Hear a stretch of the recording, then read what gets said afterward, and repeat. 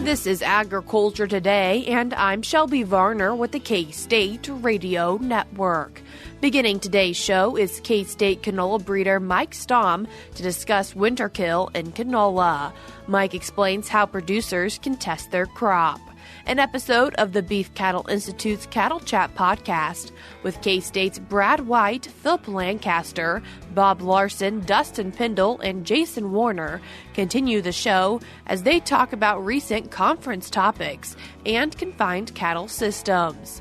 K-State Research and Extension Horticulture Agent for Riley County, Gregg Eyestone, completes today's show with tips for starting garden transplants from seed this winter.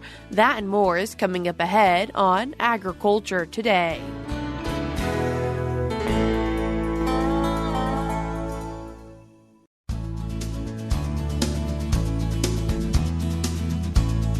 You're tuned into Agriculture Today, and we start our Thursday show discussing winter canola in the cold. And then to talk about it, we're joined by K-State canola breeder Mike Stamm. Mike, thanks for joining us today. You bet. It's good to be here again. Mike, looking back a little bit, how was planting for canola this year? Well, 2023 planting certainly went a lot better than what we saw in 2022. With the drought conditions that we faced last fall, it was just a real challenge to get the crop seeded and out of the ground. The soil moisture wasn't there, and soil moisture is absolutely critical for getting a good stand established to winter canola. And here in 2023, we were fortunate to get those rains. So when I talked to you back in early September, we were still a little bit on edge because we hadn't seen the rains in the central part of the state that we had hoped to receive by then, but we were fortunate to eventually get those rains. And so the majority of the canola in the state was planted on time, which is really the first step in establishing the crop. And what is something important for canola to hopefully survive winter? So when you plant the crop on time, that allows enough plant development that you'll hopefully survive the winter. So what we typically say is canola needs anywhere from 6 to 10 true leaves, and then approximately a foot or so of top growth. So that biomass makes the plant more robust to the colder temperatures. You know, we talk about having a solid root established. We talk about having a root diameter of approximately a half inch or so. Just having that robustness to the plant allows it to withstand some of the colder temperatures that we often get here in the Central Plains. And when it does get colder, do you see those plants take impacts from it but then still be able to recover? That's right. So plants, like people and animals, have to adapt to the cold. And so canola must go through a kind of a hardening process. It must develop winter hardiness in order for it to survive. And so what we typically see in the fall is, temperatures gradually cool down. And so we have temperatures, around the freezing mark, and that allows canola to harden off. And this fall, we really didn't see that off the bat. We were pretty warm through planting season and then on into October, and then by the end of the month, we had our first major cold snap of the year. And prior to that event, we really didn't have the cold temperatures to acclimate the crop to our winters. And so, again, we were a little bit on edge because we hadn't gone through that hardening process yet.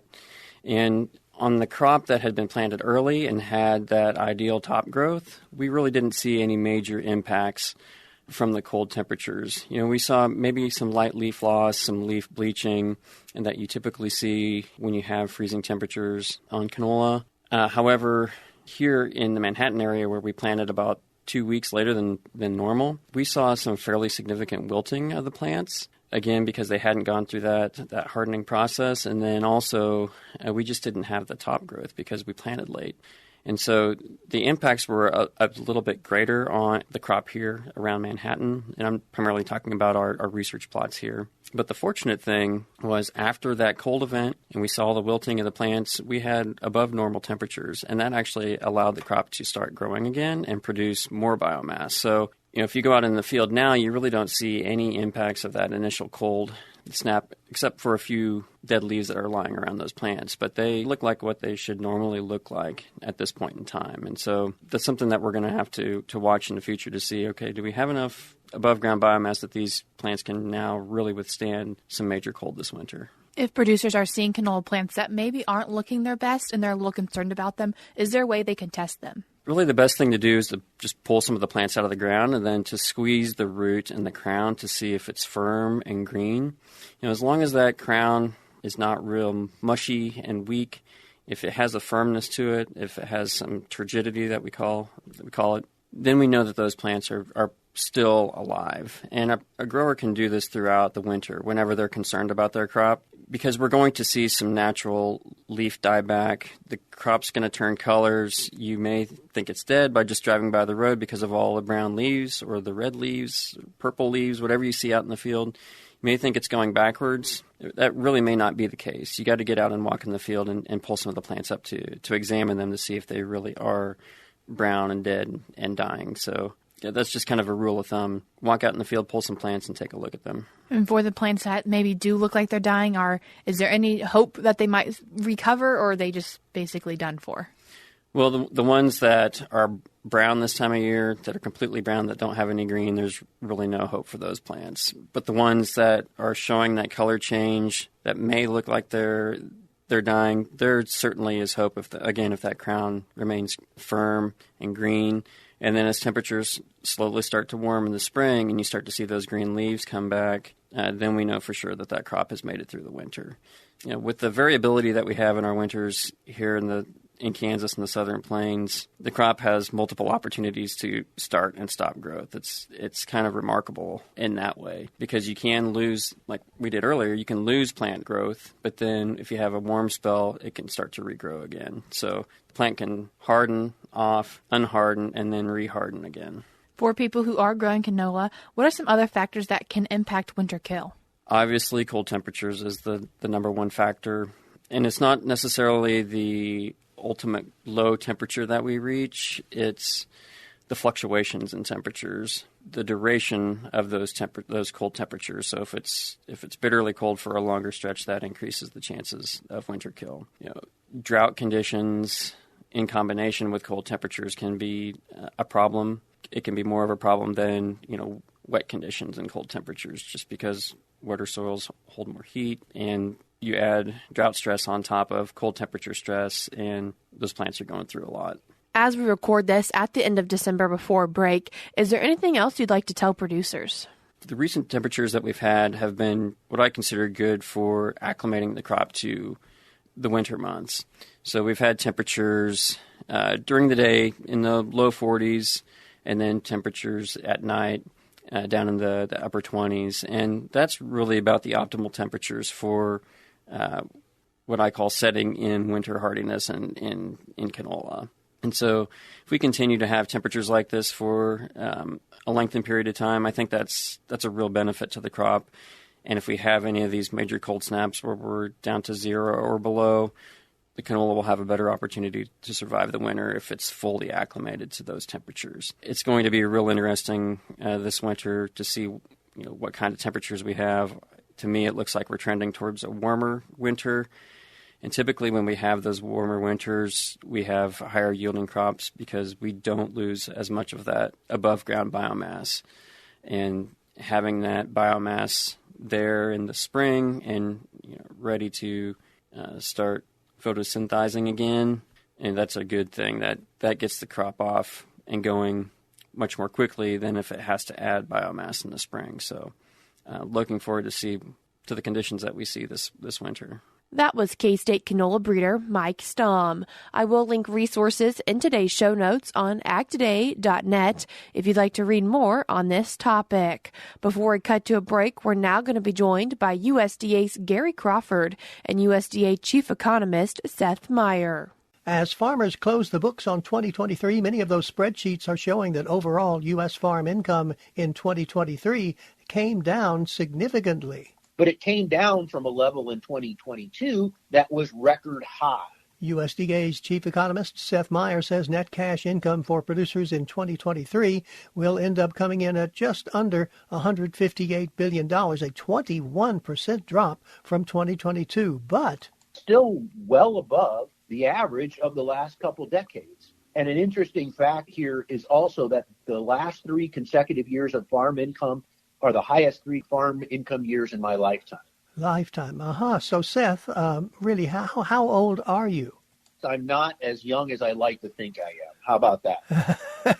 Okay, all right. But we did check the income report, and 2021, 22, and 3 were the highest 3 consecutive farm income years in 50 years, Seth. Nonetheless, with that 20% plus income decline in 2023, it looks like producers are going to need to tighten their financial belts a bit more in 2024. Seth Meyer says commodity prices continue to soften going into this new year, and he told us, for this crop that we're marketing right now, every major crop generally showing falling commodity prices in this marketing year. And I think absent some other external disruption, we're going to have challenging prices in the coming year and a challenging margins when it comes to things like break even for things like corn and soybeans. And so Meyer says that in this next year, farmers are going to have to be on their marketing game. They're going to have to be paying attention a lot more to that margin and that cost, because I suspect margins may tighten for a lot of major crops. A lot more will be on the line with the marketing, especially since input prices continue to stay historically high. So Seth Meyer says farm sector income is in for another downturn in 2024, but he does not expect any kind of major farm crisis situation. I think you've had 3 really good years in the farm sector, which gives me some confidence that producers will be able to manage a downturn because they're in a good position to do so. The value of farm sector assets is starting the new year up almost 7% from a year ago and is projected to grow faster than farm debt. Gary Crawford reporting for the U.S. Department of Agriculture. We're cutting to a short break now on Agriculture Today, but we have more for you ahead.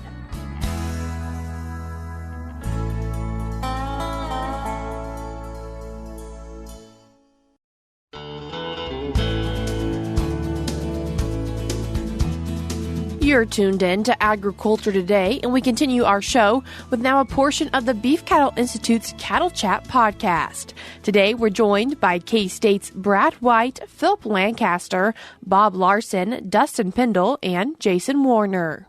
So let's talk, Bob. The Academy of Veterinary Consultants meets a few times a year. At this meeting, there's often good topics that come up. Both you and I were able to attend here a few weeks ago.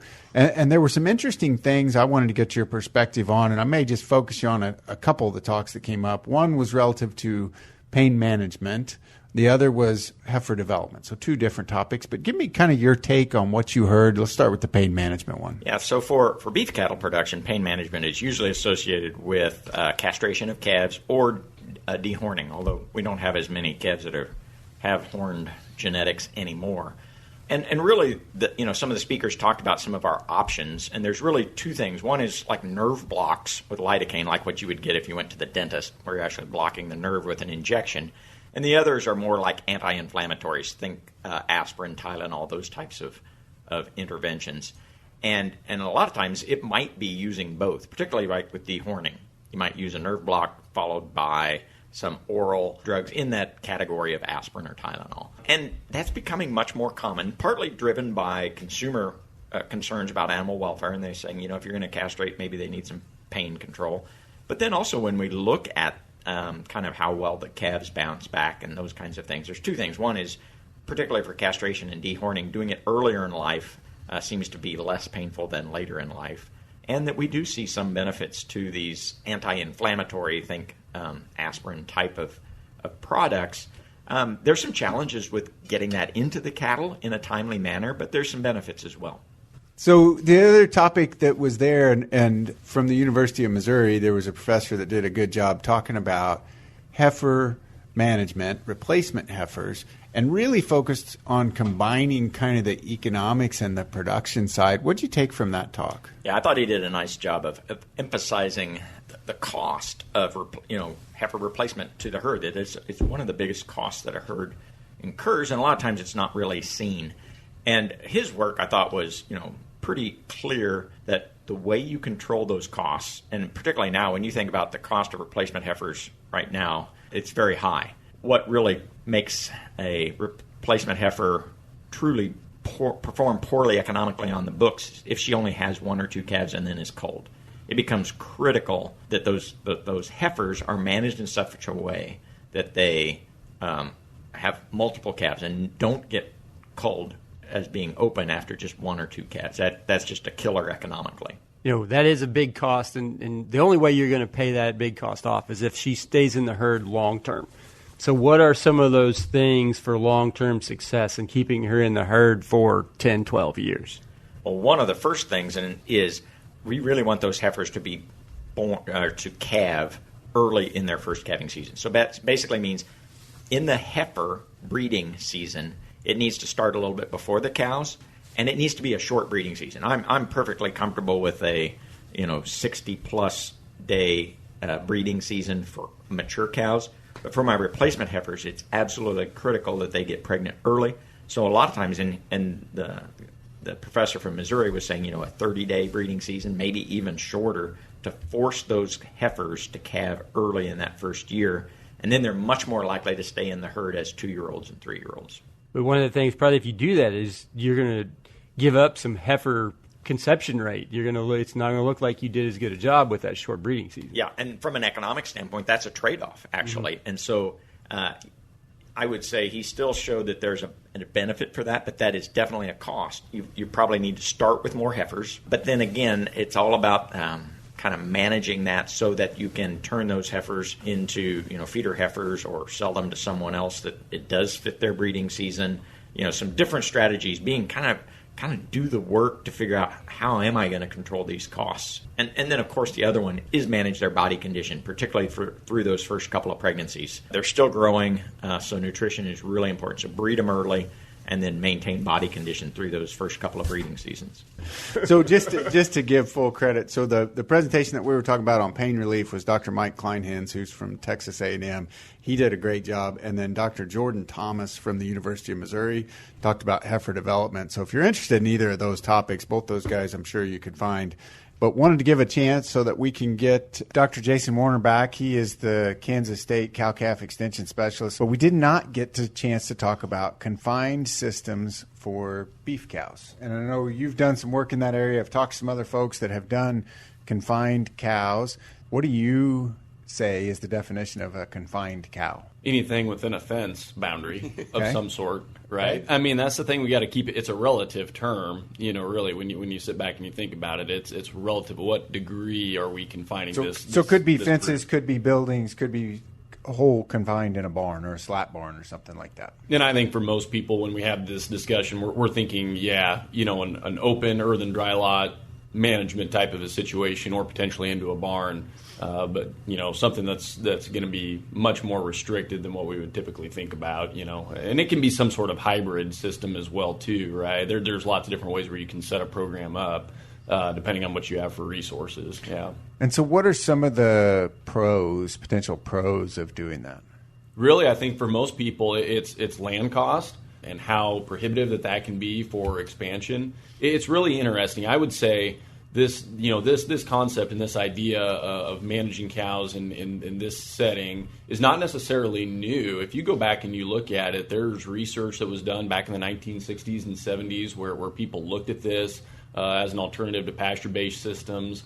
There was actually some work that was done here at Kansas State back during that time period where they evaluated that to some extent. And really, I would say in the last 10 to 15 years, maybe the industry has kind of come back and more people have taken a look at it, primarily because land costs, pasture availability in some areas, maybe not necessarily in all areas, but certainly areas where there's a lot of farmland available, conversion of some of those traditional grass and pasture acres over into row crop production.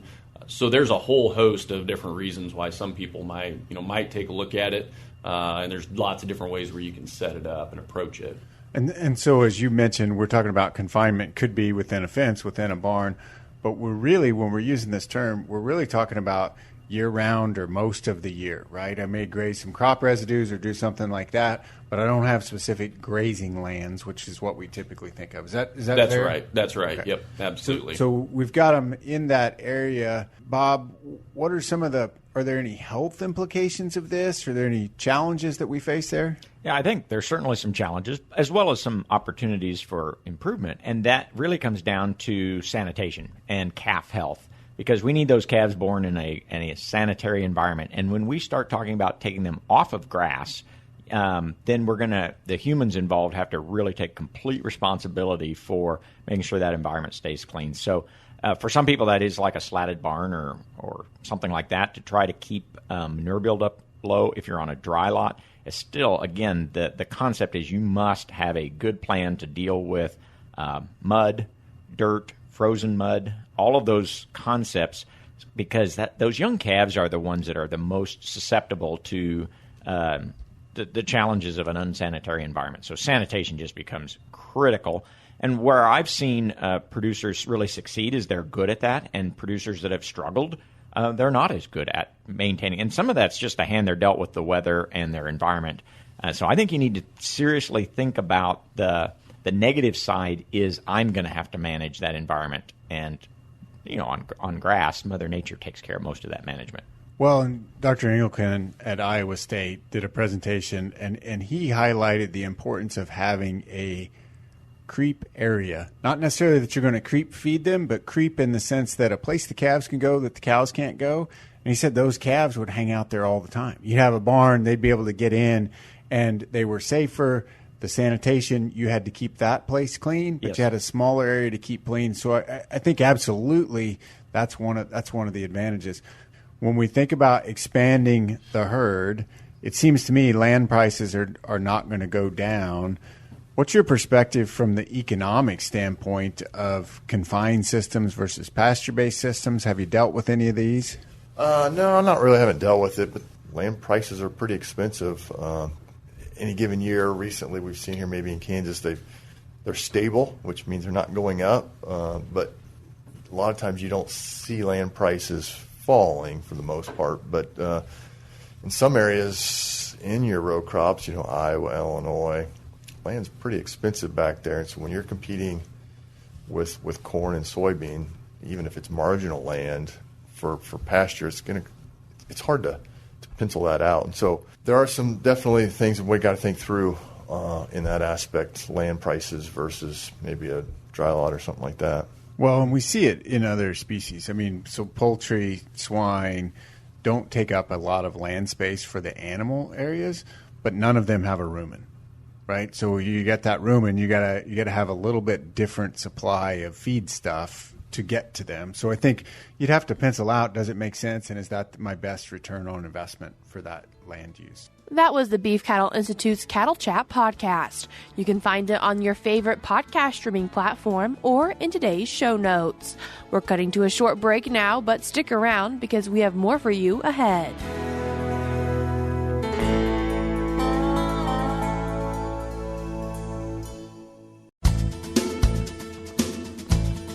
This is Agriculture Today. Along with Shelby Varner, I'm Jeff Wickman. For avid gardeners, January, despite receiving a lot of seed catalogs, can be a fairly long and uneventful month. However, K-State Research and Extension Horticulture Agent for Riley County, Gregg Eyestone, says that planting and starting vegetable and flower transplants from seed can make the month pass much quicker and also helps to fill that need to be doing some type of gardening. Greg, we can't really be out in the garden this time of year, but we can actually get a start on the gardening season by getting some seed ready to go. Yeah, it's a fun time of the year, I think, for gardening if you like to see things growing and sprouting, and you can do this indoors, which is kind of convenient for us. Just as long as you have some temperatures and lighting, it can be quite successful doing it if you'd like to. What do we look at, I guess, first of all, just for getting this whole process started? Yeah, so it does take some equipment. You may have read in articles, you may see about starting them on the south window sill or something like that. And I don't know if anybody's had real success with that here in Kansas anyway. So it does take a little bit of equipment, but nothing that's too costly or unusual to find. My old system used to use fluorescent tubes, and that still is a viable system. I still use it after 40 years. Probably using some more LED kind of lighting, which gives you a few more options and probably a little bit more energy efficient over time. So things we're looking for is enough light output. So if you're looking on a new label of your lighting system, something with 2,000 lumens is probably going to give you enough energy for those young plants to get going and viable so you can move them out into the garden later in the season. So something around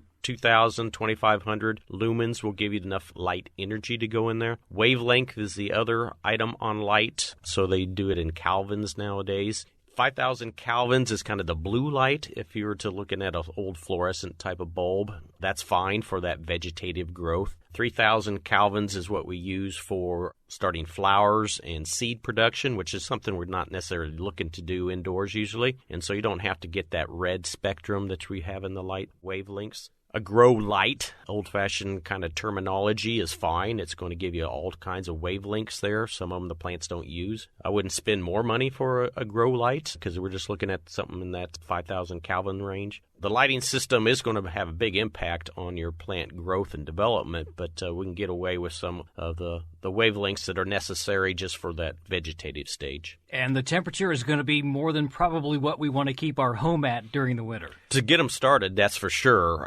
We see better seed sprouting from a warmer, 70 is kind of a routine temperature, which is usually maybe a little warmer than some places indoors. 80 may be a better temperature for your seeds to germinate. So typically we use a heating pad that is designed for this growing, water resistant and those kind of things. If this is something you're going to do for a long time, it's probably worth the investment of getting a heating pad unit for you so you can regulate that temperature. Why it's important, you get more of your seed will germinate, more viable seed will come up. It'll be more routine or all together at the same time, which kind of gives you that uniformity that's nice. And so there's reasons to get a heat pad. Obviously, you don't have to, but if you're kind of wanting to do this over long term, I think it'd be a good investment. The other key to that temperature is we usually like to do it warm to get them germinated, but then we cool them down as they grow. Otherwise, they get real tall and lanky and not very